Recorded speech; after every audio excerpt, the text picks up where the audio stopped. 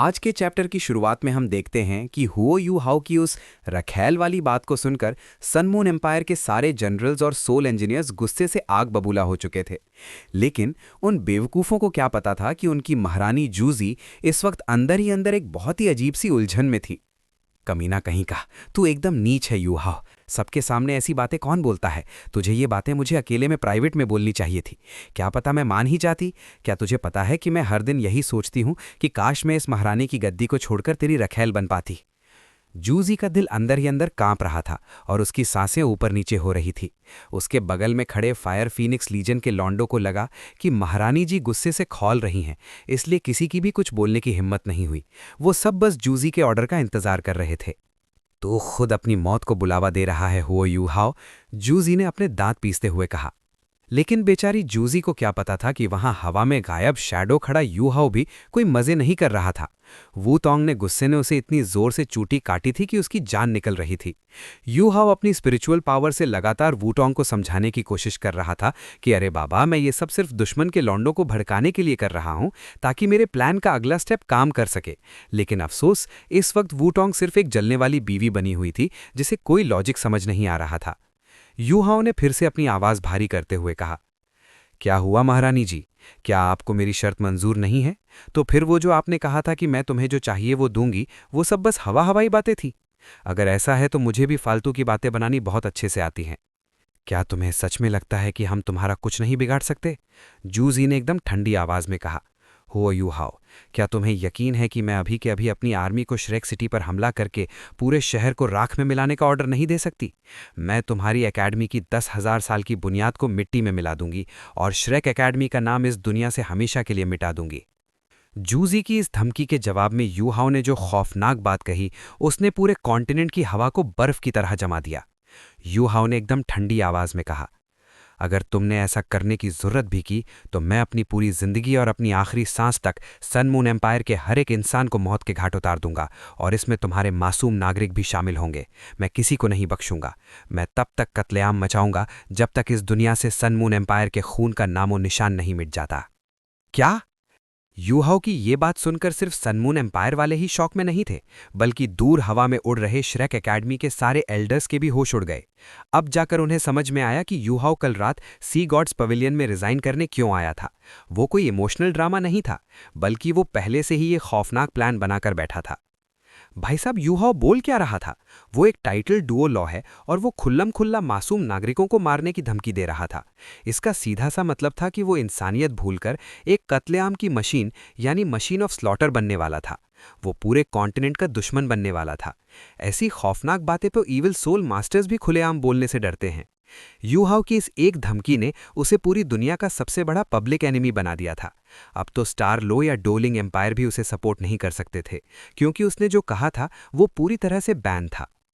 Soul masters और soul engineers की दुनिया में एक अलिखित नियम है कि कोई भी ताकतवर इंसान, खासकर टाइटल डुओलो, कभी मासूम नागरिकों पर हाथ नहीं उठाएगा। क्योंकि भाई, एक टाइटल डुओलो की तबाही मचाने की ताकत इतनी भयानक होती है कि वो एक ही दिन में 10,000 आम लोगों को चुटकियों में मार सकता है।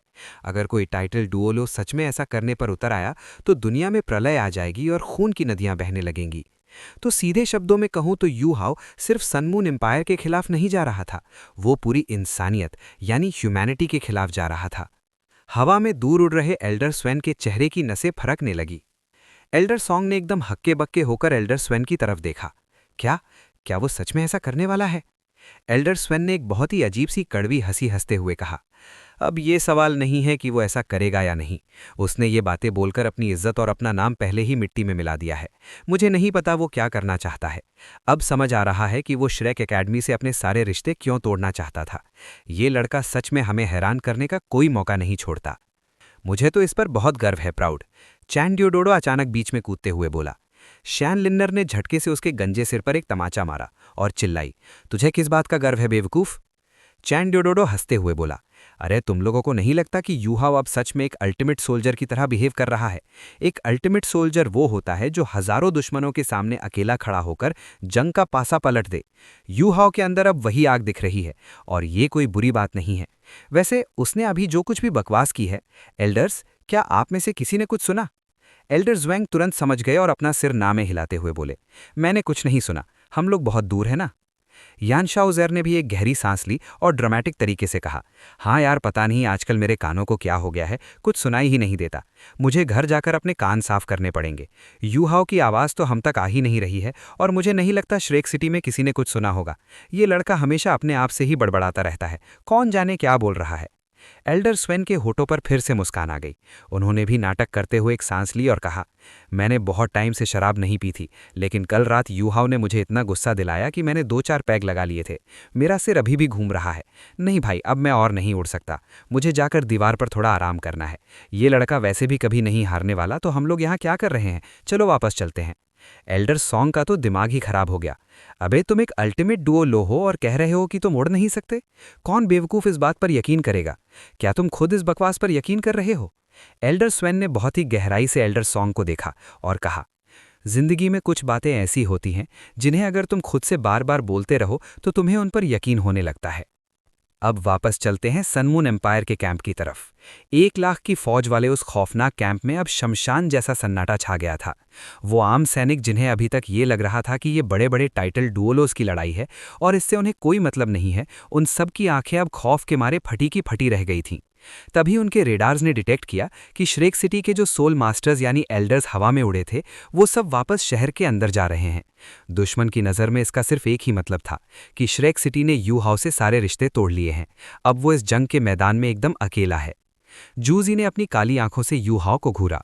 इस वक्त उसके अंदर की फीलिंग्स इतनी ज्यादा उलझी हुई थीं कि उसे खुद समझ नहीं आ रहा था कि वो क्या करे। उसने कभी सपने में भी नहीं सोचा था कि यूहाओ, जो हमेशा से इतना दयालु और साफ दिल का था, वो ऐसी खौफनाक और शैतानी बात कहेगा। माना कि जूजी को पता था कि यूहाओ कभी मासूम लोगों को नहीं मारेगा, लेकिन ये बातें बोलकर उसने पूरी दुनिया की नफरत यानी यूनिवर्सल कंडेमनेशन अपने सिर ले ली थी। क्या ये सच में मेरी वजह से हो रहा है? क्या डोलिंग एम्पायर के राज परिवार की मौत ने उसे इतना तोड़ दिया? क्या मैंने उसे ऐसा बनने पर मजबूर कर दिया? यूहाओ, ये सोचते ही जूजी का पत्थर जैसा दिल थोड़ा पिघलने लगा और यूहाओ को लेकर जो उसका डर था वो भी थोड़ा कम होने लगा। तुम्हें चाहिए क्या? जूजी की आवाज़ अभी भी ठंडी थी, लेकिन अब उसमें वो पहले वाला घमंड नहीं था। यूहाओ ने बहुत ही शांत आवाज़ में कहा, मुझे कुछ नहीं चाहिए। मैं वैसे भी अब एकदम अकेला हूं, तो मैं बस अपनी पूरी जिंदगी तुम्हारे गले की हड्डी बनकर रहूंगा। तुम्हारी हिम्मत कैसे हुई? जूजी गुस्से से दहाड़ी।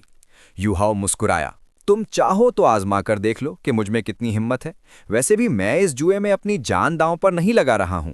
यहां दांव पर लगाने के लिए बहुत लोग मौजूद हैं, यानी तुम्हारे सैनिक। जूजी का शरीर कांप उठा। तुम एक टाइटल डोलुओ हो और तुम मासूम नागरिकों को मारने की बात कर रहे हो? क्या तुम्हें भगवान के कहर से डर नहीं लगता? यूहाओ ने बिना डरे कहा, मुझे भगवान के कहर का सामना करना मंजूर है, लेकिन मैं अपने देश को तबाह होते हुए नहीं देख सकता। भगवान मुझे सजा देगा, लेकिन उससे पहले मैं उन हजारों लोगों की जान बचा लूंगा जिन्हें मैं बचाना चाहता हूं। तो फिर अगर भगवान मुझे मार भी दे तो मुझे कोई फर्क नहीं पड़ता। जूजी अब सच में घबराने लगी थी। तुम आखिर चाहते क्या हो? यूहाओ ने गहरी सांस ली और आसमान की तरफ देखते हुए कहा, मुझे नहीं पता कि तुम्हारा यहाँ आकर श्रेक अकेडमी से मुझे मांगने का असली मकसद क्या था, लेकिन तुमने डिमांड की थी तो मैं यहाँ खड़ा हूँ। पर मुझे पकड़ना इतना आसान नहीं है। तो क्यों ना हम इन दोनों आर्मीज के सामने एक जुआ खेलें? जुआ? ये शब्द सुनते ही जूजी, जो अभी थोड़ी पिघल गई थी, वो फिर से एकदम अलर्ट यानी गार्डेड हो गई। जुआ? ये बंदा किस चीज पर जुआ खेलना चाहता है? जूजी ने बहुत ही कंफ्यूज होकर यूहाओ को देखा। तुम क्या शर्त लगाना चाहते हो? जूजी ने अपनी आवाज धीमी करते हुए पूछा। यूहाओ ने बहुत ही प्लेन आवाज में अपना मास्टर प्लान सुनाया। तुम लोगों को सबसे ज्यादा डर मेरी गायब होने वाली ताकत से लगता है, और मैं नहीं चाहता कि तुम मेरे देश को तबाह होते हुए देखूं।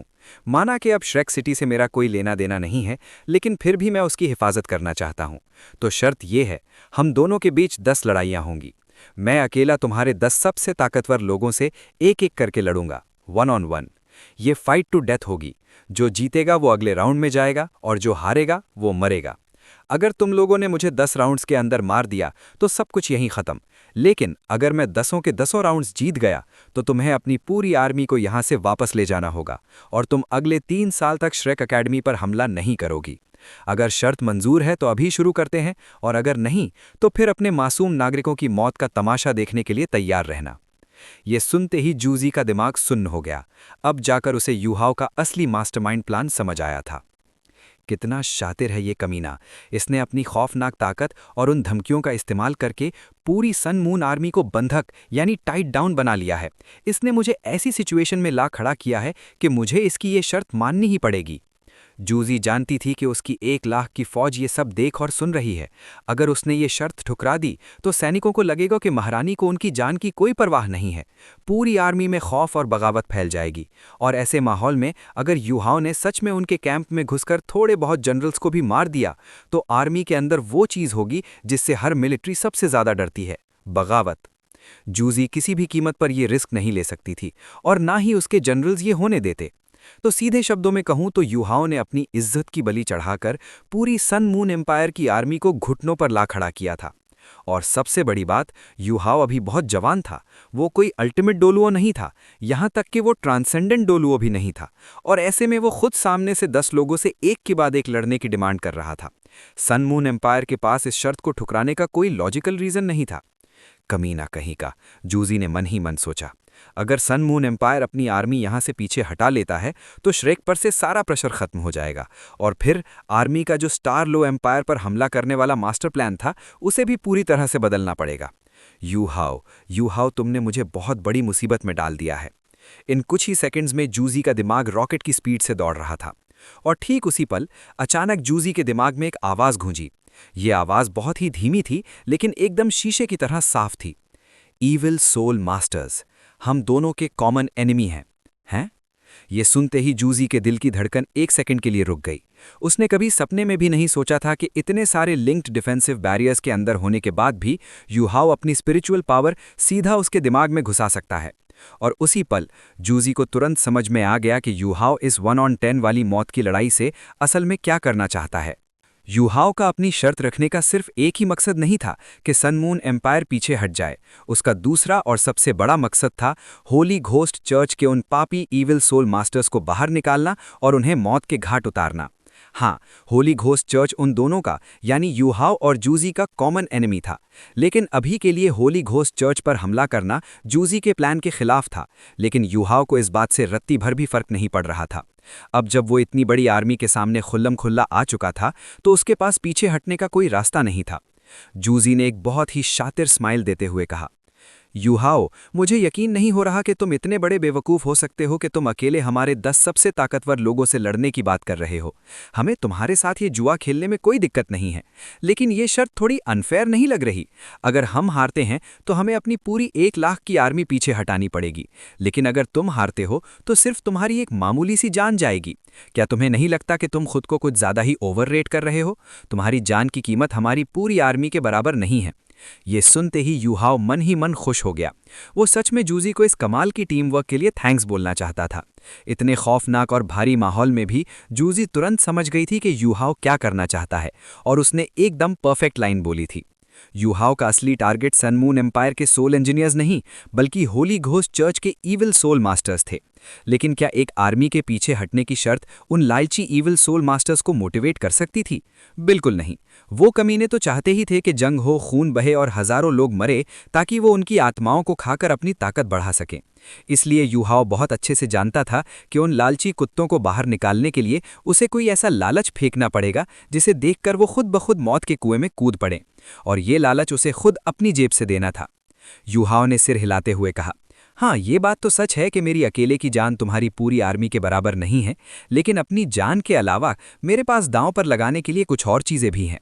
और इतना बोलते ही युहाओ के ठीक बगल में हवा में एक बहुत ही विशाल और खौफनाक काला दरवाज़ा खुल गया, और उस दरवाजे के अंदर से एक ऐसा खौफनाक और विशालकाय जीव रेंगता हुआ बाहर आया जिसे देखकर वहां खड़े अनगिनत सैनिकों की सांसें अटक गईं।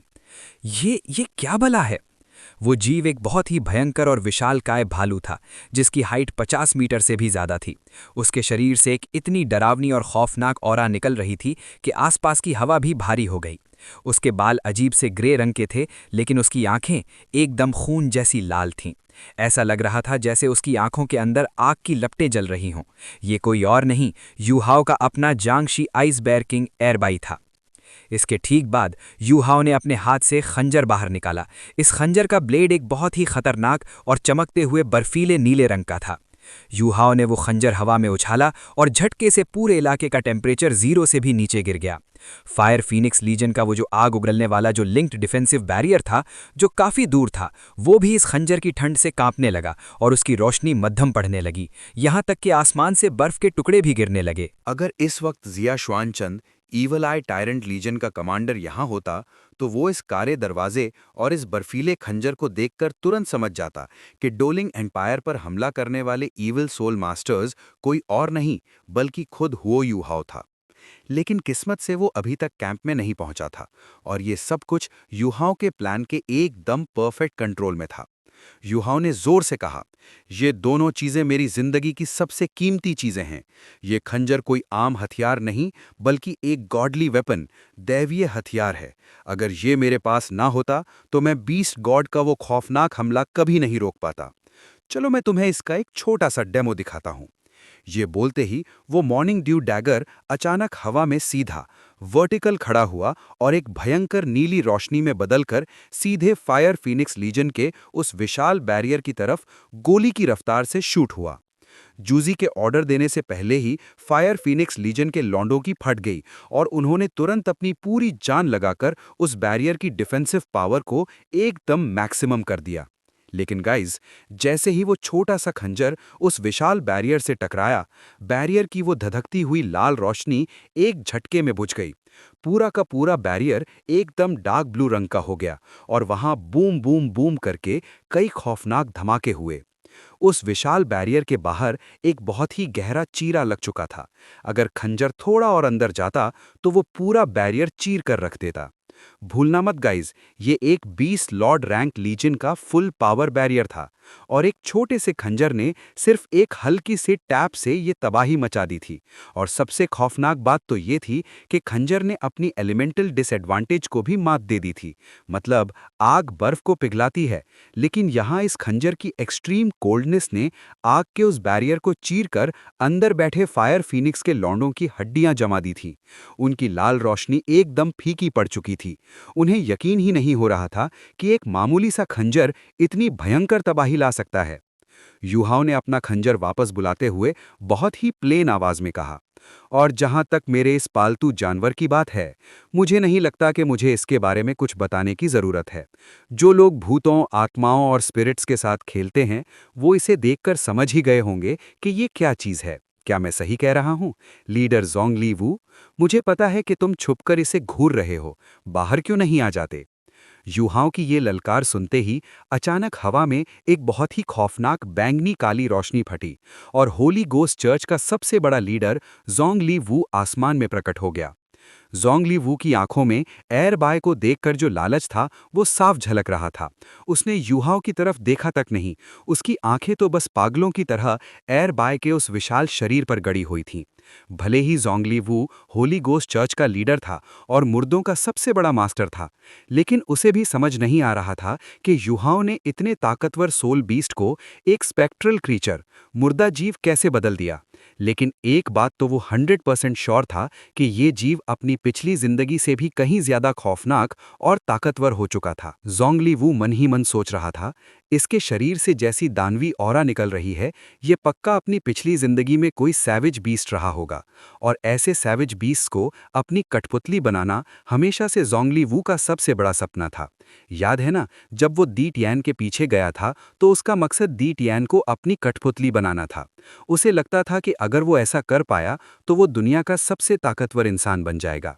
लेकिन अफसोस, बीस्ट गॉड की ताकत उसकी सोच से कहीं ज्यादा भयानक निकली और इस हमले में होली गोस्ट चर्च को अपनी आधी से ज्यादा ताकत गंवानी पड़ी। खुद ज़ोंगली वू भी बुरी तरह घायल हो गया था। वो लोग सिर्फ इसलिए बचकर भाग पाए क्योंकि दी टियान पहले से घायल था, वरना वो सब के सब स्टारडो फॉरेस्ट की मिट्टी में हमेशा के लिए दफन हो जाते। मिलिट्री सुपरवाइजर, जूजी ने ज़ोंगली वू की तरफ देखते हुए कहा, जैसे वो उससे सलाह मांग रही हो। मिलिट्री सुपरवाइजर होने के नाते ज़ोंगली वू के पास इस आर्मी में बहुत बड़ी पावर थी।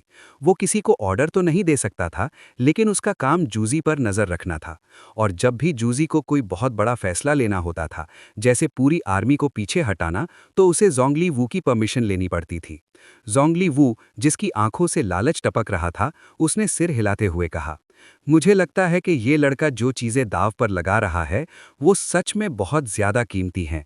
और इतना बोलकर बिना युहाओ की तरफ देखे वो वापस पलटकर सन मून एम्पायर के कैंप की तरफ नीचे चला गया। भले ही उसने सीधे सीधे हाँ नहीं कहा था, लेकिन उसके लालच ने बता दिया था कि उसे ये शर्त मंजूर है। जैसे ही जूजी युहाओ से कुछ बोलने वाली थी, अचानक फिर से वो बैंगनी काली रोशनी चमकी और जोंगली वू वापस ऊपर आ गया। उसने युहाओ की तरफ एक बहुत ही अजीब और लालची नज़र से देखा और कहा, हुआ युहाओ, अगर तुम ये शर्त हार जाते हो तो हम तुम्हारी जान बख्शने के बारे में भी सोच सकते हैं। अगर तुम हारने के बाद मेरे होली गोस्ट चर्च में शामिल हो जाओ तो मैं तुम्हें जिंदा छोड़ दूंगा।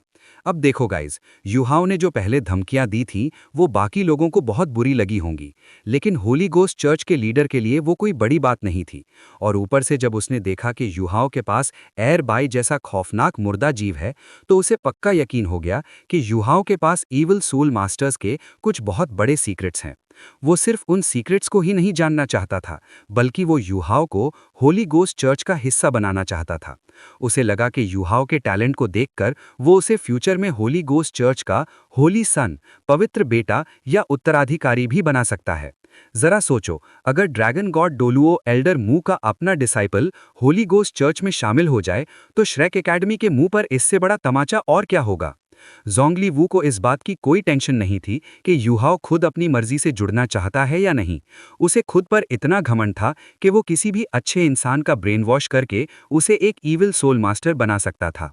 युहाओ ने जोंगली वू की तरफ देखकर एक बहुत ही शातिर स्माइल दी और कहा, बिल्कुल, अगर तुम लोग मुझे हरा देते हो तो मुझे होली गोस्ट चर्च में शामिल होने में कोई दिक्कत नहीं है। वैसे भी अब मैं किसी भी ऑर्गेनाइजेशन का हिस्सा नहीं हूँ। ये सुनते ही जोंगली वू भी हंस पड़ा। वो अंदर ही अंदर पागल हो रहा था खुशी के मारे। तो फिर ठीक है, हमारा ये वादा पक्का रहा। जूजी दूर से इन दोनों शातिर लोमड़ियों को हंसते हुए देख रही थी और मन ही मन सोच रही थी कि इनमें से कौन किसके जाल में फंस रहा है। जोंगली वू, क्या मुझे अभी से तुम्हारी मौत का मातम मनाना शुरू कर देना चाहिए? जोंगली वू को जूजी के दिमाग में चल रही इस बात की कोई भनक नहीं थी। वो वापस मुड़ा और अपने कैंप में चला गया। जूजी ने जोर से चिल्लाते हुए ऐलान किया, ठीक है, चूंकि हमारे मिलिट्री सुपरवाइजर ने इस जुए के लिए हाँ कर दी है, तो मैं भी तुम्हारी ये चुनौती कबूल करती हूँ। ये मौत की लड़ाई आज से ठीक 2 घंटे बाद हमारे कैंप और श्रिक सिटी के बिल्कुल बीच वाले खाली मैदान में होगी। 10 राउंड्स के बाद ही असली विजेता का फैसला होगा। युहाओ मुस्कुराया, लेकिन उसने कुछ नहीं कहा। उसने बस आखिरी बार जूजी की आंखों में देखा, फिर वुटोंग का हाथ पकड़ा और पीछे की तरफ उस खाली मैदान की ओर उड़ गया। उसके जाते ही हवा में जो उसका होलोग्राम था वो भी गायब हो गया और एयर बाय और वो मॉर्निंग ड्यू डैगर भी रोशनी में बदलकर हवा में कहीं लुप्त हो गए। सनगून एम्पायर और श्रेक सिटी के बीच 45 किलोमीटर्स का फासला था, तो जो बीच का मैदान था वो दोनों तरफ से लगभग 22 किलोमीटर्स दूर था। ये जगह दोनों पार्टीज के लिए सबसे सेफ और इस लड़ाई के लिए सबसे फेयर लोकेशन थी। जमीन पर लैंड करने के बाद युहाओ ने अपने पैर मोड़े, क्रॉस लेग्ड किए और चुपचाप बैठकर मेडिटेशन करने लगा। वुटोंग बस एक गार्ड की तरह खामोशी से उसके पीछे खड़ी रही। अब दूसरी तरफ जूजी अपने फायर फीनिक्स लीजन के लॉन्डों को लेकर वापस कैंप के अंदर आ गई। कुछ ही देर में कमांडर के टेंट में एक बहुत ही सीरियस मीटिंग बुलाई गई। कैंप के सारे सैनिकों और जनरल्स ने आसमान में हुआ वो पूरा ड्रामा अपनी आंखों से देखा था, इसलिए जूजी को उन्हें कुछ भी एक्सप्लेन करने की जरूरत नहीं पड़ी। जैसे ही सारे टॉप कमांडर्स और जनरल्स टेंट में जमा हुए, जूजी ने बिना टाइम वेस्ट किए सीधा उनके सामने 2 सवाल दागे। हुओ युहाओ ने हमारी पूरी आर्मी को चैलेंज किया है और मिलिट्री सुपरवाइजर की परमिशन के बाद हमने उसका चैलेंज एक्सेप्ट कर लिया है। अब हमारे सामने 2 सबसे बड़े सवाल खड़े हैं। पहला, वो 10 लोग कौन होंगे जो हमारी तरफ से लड़ने जाएंगे? और दूसरा, अगर युहाओ हार जाता है तो उसके मरने के बाद उसकी वो कीमती चीजें, एयरबई और खंजर, कौन रखेगा? जोंगली वू इस वक्त जूजी के ठीक बगल में बैठा हुआ था। जैसे ही जूजी ने ये दोनों सवाल पूछे, उसने तिरछी नजर से जूजी की तरफ देखा और उसकी भौहें तन गईं। किसी को नहीं पता था कि उसके शातिर दिमाग में क्या चल रहा है। इस वक्त उस कमांडर टेंट के अंदर बहुत सारे खौफनाक लोग मौजूद थे। सन मून एम्पायर की सबसे एलीट फोर्सेस के कमांडर्स, कई सारे ईविल सोल मास्टर्स और कई सारे क्लास 9 सोल इंजीनियर्स, जिनमें इंपीरियल कॉन्सेक्रेशन हॉल के सबसे ताकतवर लोग भी शामिल थे, वो सब वहां बैठे हुए थे। तभी एक क्लास 9 सोल इंजीनियर सीना तान कर आगे आया और बोला, अगर हम जीतते हैं तो वो सारी कीमती चीज़ें एम्पायर की होंगी। मैं अपने एम्पायर के लिए लड़ने और उस घमंडी लड़के को कुचलने के लिए तैयार हूँ। दूसरे क्लास 9 सोल इंजीनियर ने भी मुंडी हिलाते हुए कहा, बिल्कुल, मैं भी लड़ूंगा। ये क्लास 9 सोल इंजीनियर्स कोई बेवकूफ़ नहीं थे। जब उन्होंने आसमान में ज़ोंगली वू को देखा था तो वो समझ गए थे कि ये बुढ़ा उस आइस बियर किंग को हड़पना चाहता है, लेकिन वो किसी भी कीमत पर उस खजाने को इन ईवल सोल मास्टर्स के हाथ नहीं लगने देना चाहते थे। इसलिए वो सब के सब युहाओं से लड़ने के लिए अपनी जान की बाजी लगाने को तैयार थे। सन मून एम्पायर के उस कमांडर टेंट में, जहां माहौल बहुत ज्यादा टेंस और लालच से भरा हुआ था, जूजी ने अपनी शातिर नजरों से ज़ोंगली मू की तरफ देखा और पूछा, मिलिट्री सुपरवाइजर, इस बारे में आपका क्या ख्याल है? ज़ोंगली वू ने एक ठंडी आवाज में कहा, लॉजिकली देखा जाए तो इन क्लास 9 सोल इंजीनियर्स की बात एकदम सही है। जंग में जीता हुआ सारा खजाना एम्पायर का ही होना चाहिए। ये बोलते ही ज़ोंगली वू ने अपनी खौफनाक और ठंडी नज़रों से उन सारे क्लास 9 सोल इंजीनियर्स को घूरा। उसकी वो नज़रें इतनी जानलेवा थीं कि उन ताकतवर सोल इंजीनियर्स के चेहरों पर भी एक ऑकवर्ड और डरा हुआ एक्सप्रेशन आ गया। भले ही वो लोग बहुत ताकतवर थे, लेकिन होली गोस्ट चर्च के इस सबसे बड़े लीडर से पंगा लेने की हिम्मत किसी में नहीं थी। लेकिन ज़ोंगली वू यही नहीं रुका, और सबको पता था कि वो नहीं रुकेगा। चूंकि हुओ युहाओ ने अकेले हमारी इतनी बड़ी आर्मी को चैलेंज किया है, तो जाहिर सी बात है कि उसके पास कुछ बहुत ही स्पेशल ताकतें होंगी। सबको पता है कि वो गायब होने में मास्टर है और उसकी लड़ने की स्किल्स बहुत खतरनाक हैं। वो सोल टूल्स के हमलों से बहुत आराम से बच सकता है। इसीलिए मुझे लगता है कि सोल इंजीनियर्स के बजाय हमारे सोल मास्टर्स को उससे लड़ने जाना चाहिए। ज़ोंगली वू ने आगे एनालाइज करते हुए कहा, अभी तक जो सोल पावर उसने दिखाई है, मुझे नहीं लगता कि वो अभी ट्रांसेंडेंट डोलुओ बना है। आखिर वो अभी मुश्किल से 20-22 साल का ही तो है। और जहां तक उन दो कीमती चीज़ों की बात है, वो बल्फीला खंजर एक गॉडली वेपन है। उसकी ताकत हमने देख ली है और मैं मानता हूं कि वो एम्पायर को मिलना चाहिए। लेकिन वो जो दूसरी चीज़ है, एयर बाई, मैं 100% श्योर हूं कि वो एक स्पेक्ट्रल क्रीचर है, मुर्दा जीव है। ऐसी चीज हमारे देश की आर्मी के किसी काम की नहीं है। उसे सिर्फ होली गोस्ट चर्च ही कंट्रोल कर सकता है और हम ही उसकी ताकत का सही इस्तेमाल एम्पायर की भलाई के लिए कर सकते हैं।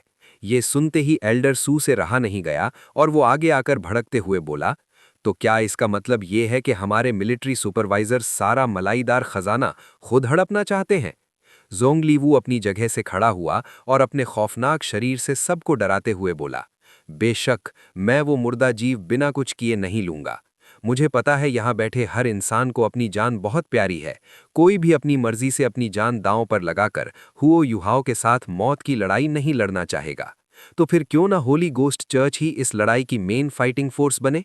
अगर हम उसे हरा देते हैं तो क्या ये सही नहीं होगा कि हम वो चीज़ ले लें जो वैसे भी देश के किसी काम की नहीं है? क्या मैं सही कह रहा हूँ मार्शल? ये बोलते वक्त उसने उन क्लास 9 सोल इंजीनियर्स की तरफ तक नहीं देखा। उसकी नज़रें सिर्फ जूजी पर गड़ी हुई थीं। जूजी ने ज़ोंगली वू को देखा और उसके दिमाग की बत्ती जल गई। हुओ युहाओ, सच में तुमने इस बार क्या मास्टरमाइंड चाल चली है। सब कुछ बिल्कुल तुम्हारे प्लान के हिसाब से हो रहा है। लगता है तुमने पहले ही प्रेडिक्ट कर लिया था कि ज़ोंगली वू क्या करेगा, वरना तुम वो मुर्दा जीव दिखाकर उसे लालच ही क्यों देते? अगर ऐसी बात है तो मुझे तुम्हारा साथ देने में कोई दिक्कत नहीं है, ताकि हम अपने common enemy Holi ghost church को रास्ते से हटा सके। लेकिन युहाओ, क्या तुम सच में इतने श्योर हो कि तुम इन खूंखार ईवल सोल मास्टर्स को अकेले हरा पाओगे?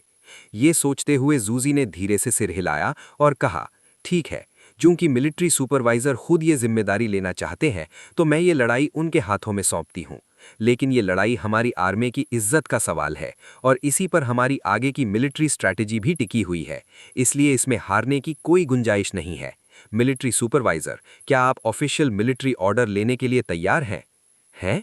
जूजी के मुंह से ये शब्द सुनते ही ज़ोंगली वू थोड़ा हड़बड़ा गया। ये ऑफिशियल मिलिट्री ऑर्डर क्या होता है? गाइज, आर्मी में ये एक ऐसा ठप्पा होता है जो सिर्फ सबसे क्रिटिकल मिशंस के लिए दिया जाता है। अगर कोई इंसान इस ऑर्डर को लेने के बाद अपना मिशन पूरा नहीं कर पाता तो उसे मिलिट्री लॉ यानी सैन्य कानून के तहत बहुत खौफनाक सजा मिलती है। ज़ोंगली वू को बिल्कुल उम्मीद नहीं थी कि जूजी उससे ये ऑर्डर लेने को कहेगी। उसे साफ समझ आ गया था कि जूजी नहीं चाहती कि वो उस खौफनाक मुर्दा जीव पर हाथ डाले। लेकिन ज़ोंगली वू को इस ऑर्डर से कोई खास डर नहीं था। आखिर युहाओ उसके सामने कल का बच्चा ही था। उसे तो लग रहा था कि युहाओ ने उन लोगों को चैलेंज करके अपनी जिंदगी की सबसे बड़ी बेवकूफ़ी की है। ज़ोंगली वू को पूरा ओवर कॉन्फिडेंस था कि होली गोस्ट चर्च की डार्क पावर्स के सामने युहाओ एक सेकंड भी नहीं टिक पाएगा, और अगर होली गोस्ट चर्च हार गया तो फिर वो लीडर कहलाने लायक ही कहाँ बचेगा। चारों तरफ खड़े क्लास 9 सोल इंजीनियर्स की घूरती हुई नजरों के बीच ज़ोंगली वू ने धीरे से सिर हिलाया और कहा, ठीक है, मैं तुम्हारा ये ऑफिशियल मिलिट्री ऑर्डर एक्सेप्ट करता हूं। अगर मैं और मेरे होली गोस्ट चर्च के लोग हुओ युहाओ को हराने में नाकाम रहे तो मैं मिलिट्री लॉ की सजा भुगतने के लिए तैयार हूं।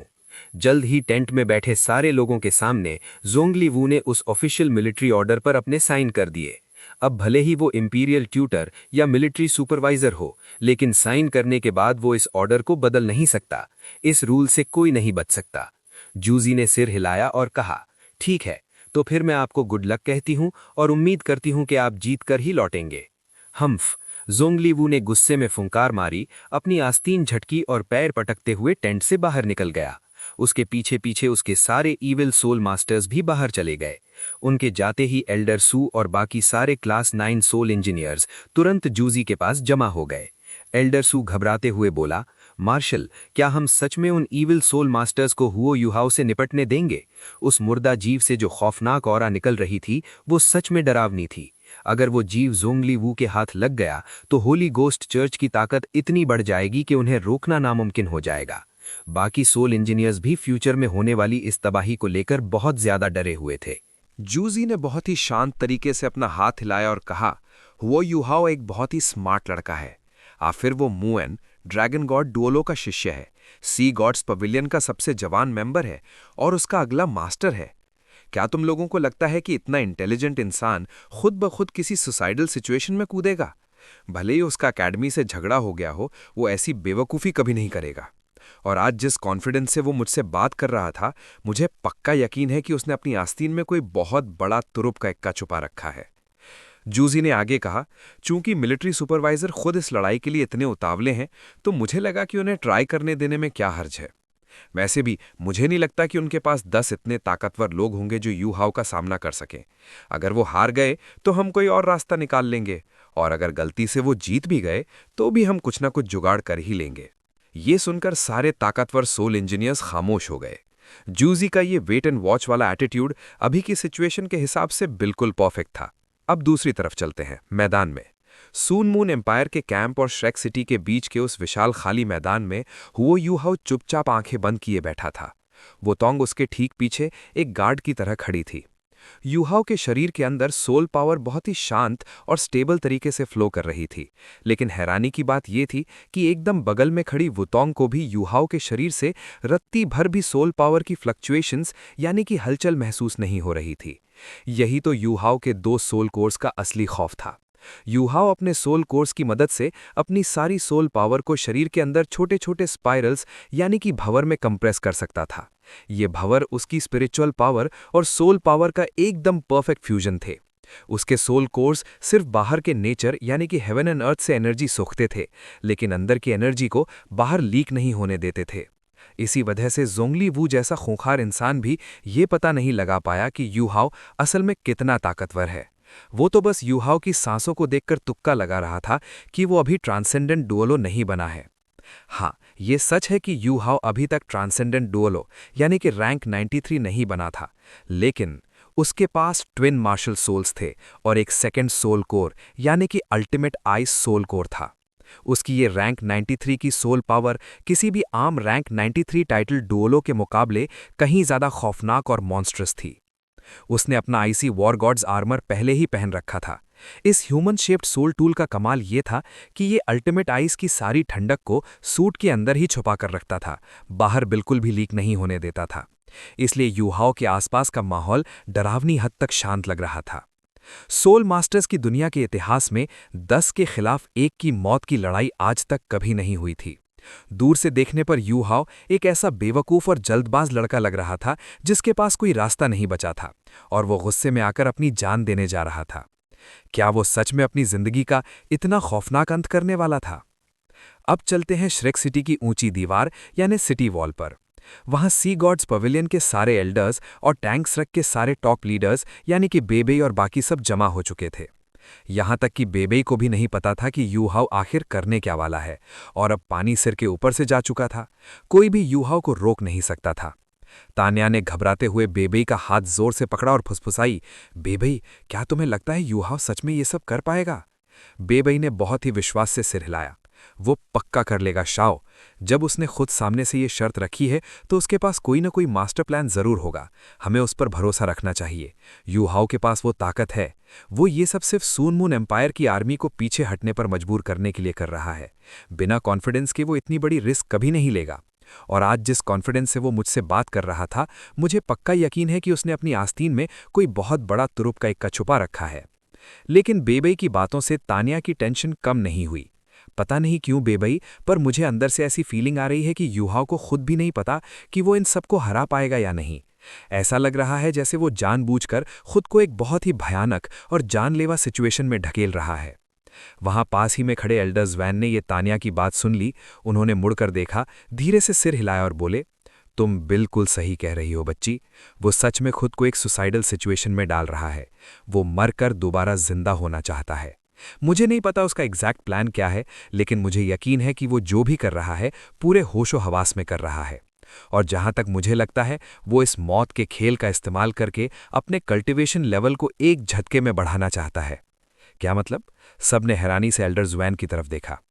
एल्डर्स वैन ने समझाते हुए कहा, एक कहावत है, जब इंसान जिंदगी और मौत के बीच झूलता है तो उसके अंदर एक बहुत ही खौफनाक डर पैदा होता है।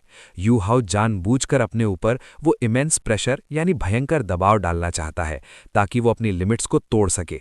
वो किसी नॉर्मल टाइटल डुओलो से बहुत अलग है क्योंकि उसके पास अपना सेकंड सोल कोर है। ये खौफनाक चीज उसे रॉकेट की स्पीड से ग्रो करने की ताकत देती है। वो इस वक्त पागलों की तरह और ज्यादा पावर का भूखा है ताकि वो इस पूरी जंग का पासा पलट सके। इसीलिए उसने ये मौत का फैसला लिया है। एल्डर्स वैन की आंखों में एक अजीब सी चमक आ गई। वो चाहता है कि इस भयंकर लड़ाई का स्टिम्युलेशन यानी कि दबाव उसके अंदर के सोए हुए पोटेंशियल को जगा दे। अगर वो ऐसा कर पाया तो वो बहुत ही जल्दी ट्रांसेंडेंट डुअलो बन जाएगा। मुझे नहीं लगता कि उसने हारने के बारे में एक सेकंड के लिए भी सोचा है। और हाँ, उसका सिर्फ यही एक मकसद नहीं है, उसने पक्का कुछ और भी सोच रखा होगा। अगर वो सच में उन 10 लोगों को मार गिराने में कामयाब हो गया तो भाई साहब, वो अपनी ताकतों के एक ऐसे नए लेवल पर पहुंच जाएगा जहां वो अजेय हो जाएगा। हो सकता है वो इस लड़ाई के बीच में ही सीधा ट्रांसेंडेंट डुओलो के लेवल पर ब्रेक थ्रू कर जाए। हाँ गाइस, पूरे श्रेक में सिर्फ एल्डर्स वैन ही वो इकलौते इंसान थे जो यूहाओ के इस पागलपन को समझ सकते थे। क्यों? क्योंकि पूरे कॉन्टिनेंट में यूहाओ के अलावा सिर्फ एल्डर्स वैन के पास ही 2 सोल कोर्स थे। फर्क सिर्फ इतना था कि यूहाओ ने अपने सोल कोर्स येन यांग कॉम्प्लीमेंट यानी कि सबसे खौफनाक तकनीक से बनाए थे, जबकि एल्डर्स वैन ने रेजोनेंस यानी कि नॉर्मल तकनीक से। अपना सेकंड सोल कोर बनाने के बाद एल्डर्स वैन को सिर्फ अपनी ताकतों में ही एक बहुत बड़ा उछाल नहीं दिखा था, बल्कि उन्हें सेकंड सोल कोर के असली खौफनाक फायदों का भी पता चल गया था। ये कोर्स सिर्फ सोल पावर को कंप्रेस नहीं करता, बल्कि इंसान के पोटेंशियल को एक ऐसे लेवल पर ले जाता है जिसकी कोई लिमिट नहीं होती। अब एल्डर्स वैन ये सोच रहे थे कि अगर यूहाओ सच में अपना सेकंड सोल कोर पूरी तरह से परफेक्ट कर लेता है और अल्टीमेट डुओलो बनने के बाद अपना थर्ड सोल कोर भी बना लेता है, तो वो क्या खौफनाक मॉन्स्टर बन जाएगा। अगर ऐसा हो गया तो यूहाओ सिर्फ इस दुनिया का सबसे बेहतरीन सोल मास्टर ही नहीं बनेगा, बल्कि वो इस दुनिया की सारी लिमिट्स को भी तोड़ देगा। भले ही उसे फ्यूचर में कोई गॉडली सीट ना मिले, लेकिन अपना थर्ड कोर बनाते ही वो रैंक 99 वाली सारी रुकावटों से हमेशा के लिए आज़ाद हो जाएगा। खैर, ये सब सिर्फ एल्डर्स वैन के अंदाजे थे, लेकिन वो दिल से चाहते थे कि यूहाओ ऐसा ही कुछ हासिल करे। हालांकि अपना दूसरा कोर बनाने के टाइम पर उन्हें जो मौत का सामना करना पड़ा था, उसे याद करके वो जानते थे कि थर्ड कोर बनाना कितना ज़्यादा खौफनाक और नामुमकिन होगा। यूहाओ मेरे बच्चे, क्या सच में तुम्हें और ज़्यादा ताकतवर बनने के लिए खुद को इतनी तकलीफ देने की ज़रूरत है? एल्डर्स वैन ने मन ही मन एक गहरी आह भरी। अब सवाल यह है कि क्या सच में यूहाओ ने यही सब प्लान किया था? नहीं गाइज, ये पूरी सच्चाई नहीं थी। जैसा कि एल्डर श्वैन ने प्रेडिक्ट किया था, यूहाओ के दिमाग में एक पूरा का पूरा मास्टर प्लान सेट था। खुद को इम्प्रूव करना उस प्लान का एक बहुत ही इंपॉर्टेंट हिस्सा था, लेकिन वो कोई पागल नहीं था जो सिर्फ एक ब्रेक थ्रू के लिए अपनी जान दांव पर लगा दे। उसका असली मकसद कुछ और था। असल में यू हाओ यिन यांग कॉम्प्लीमेंट तकनीक से अपना दूसरा कोर बनाने के बाद से ही अपनी नई ताकतों को लेकर थोड़ा कंफ्यूज था।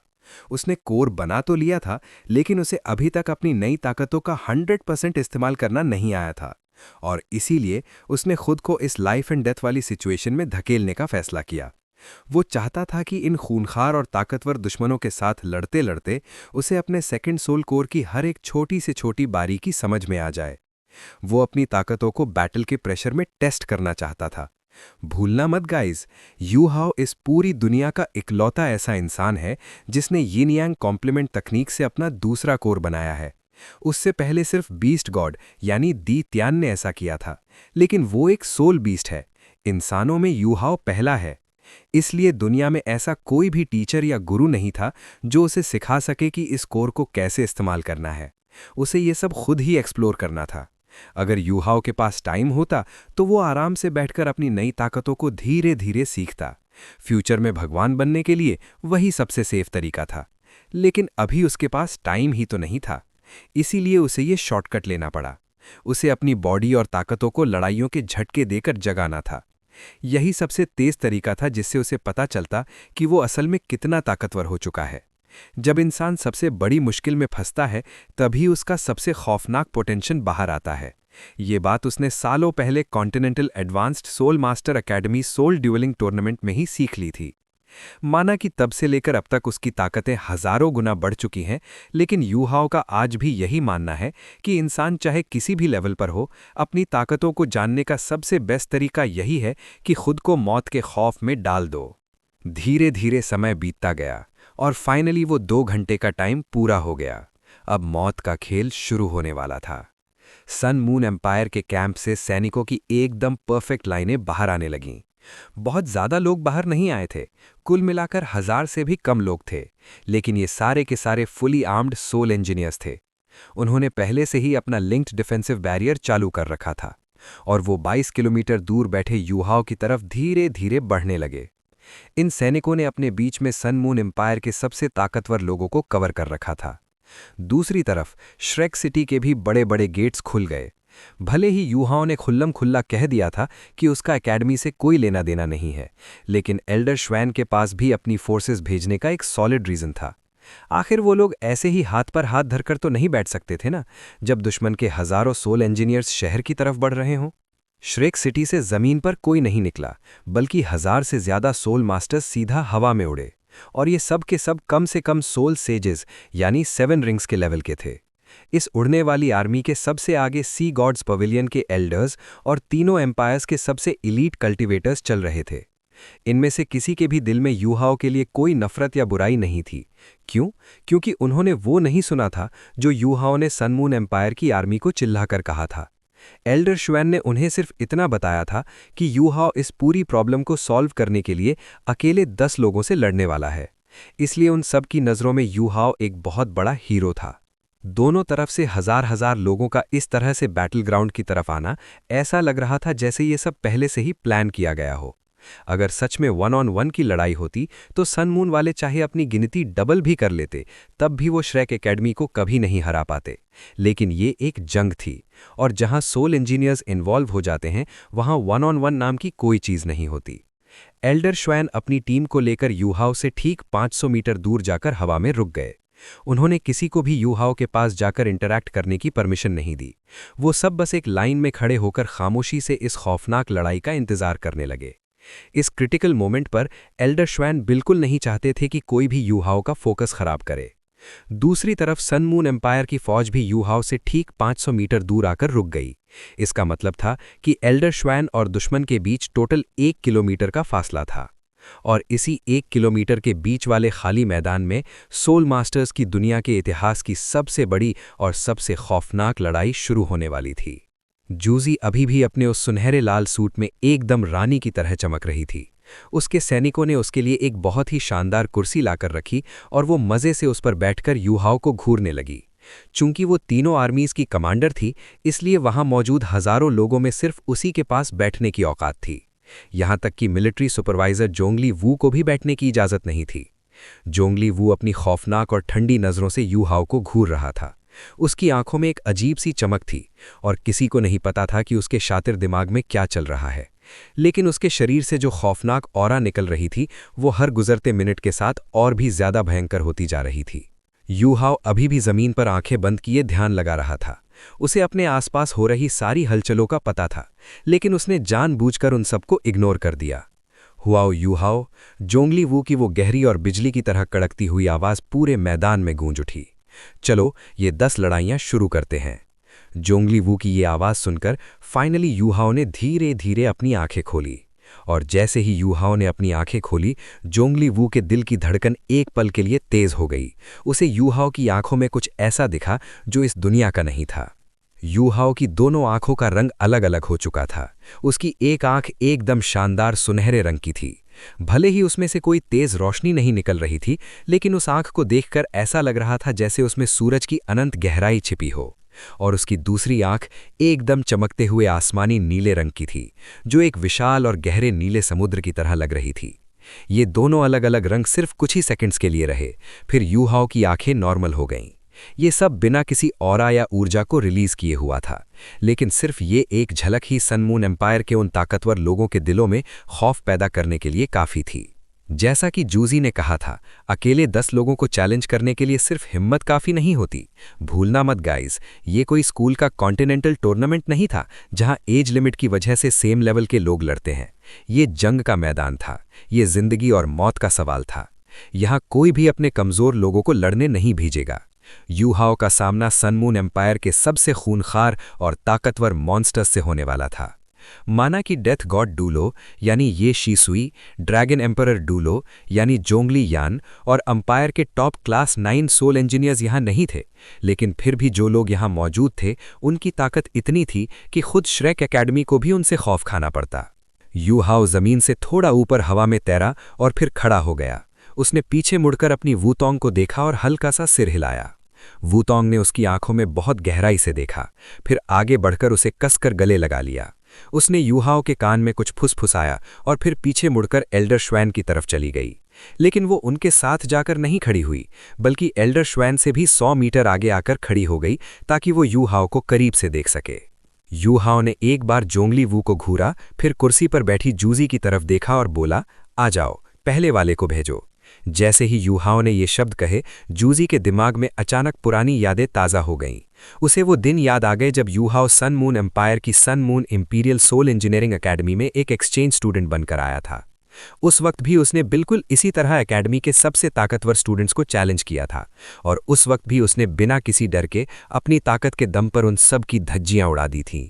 यही तो है वो, एक ऐसा ताकतवर इंसान जो एक हीरो भी है और जिसका दिल बहुत सॉफ्ट भी है। 10 साल से भी ज्यादा का टाइम बीत चुका था और वो लड़का अब पूरी दुनिया के सबसे ताकतवर सोल मास्टर्स में से एक बन चुका था।